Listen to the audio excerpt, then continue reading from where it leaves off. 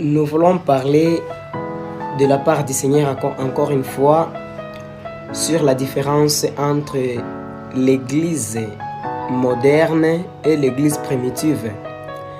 L'église primitive était une église qui était composée par les apôtres et les autres disciples qui ont cru en Jésus-Christ par les messages que Jésus-Christ avait donnés aux apôtres. Et cette église primitive était une église qui avait la puissance et la force parce que c'était une église qui était unie. Ils vivaient dans la communion, ils vivaient dans l'amour. C'est une église qui respectait la voix de Dieu. C'est une église où les miracles s'opéraient. C'est une église où il y avait beaucoup de gens qui croyaient après avoir reçu la prédication. C'est une église qui était bâtie sur la révélation. Comme le dit le livre de Matthieu 16, quand Jésus-Christ demandait à ses disciples le témoignage que les gens portent sur lui. Et bon nombre de gens croyaient que Jésus-Christ était prophète. L'un des prophètes, et certains ont dit qu'il était Jérémie, Élie et tout consort.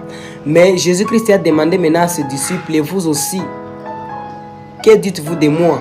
Ils ont dit que non. Et tous n'ont pas eu la révélation, mais c'est Pierre qui a eu la révélation en disant que non, tu es le Messie, le Fils de Dieu vivant.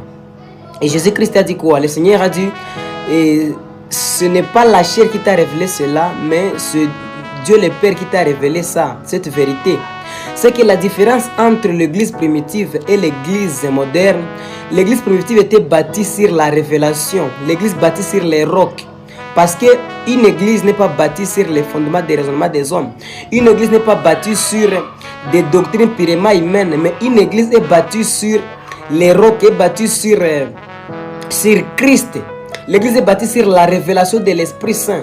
Mais ce qui tue l'église actuelle, l'église moderne, est que l'église actuelle est bâtie sur des raisonnements des hommes, est bâtie sur des raisonnements purement humains plutôt.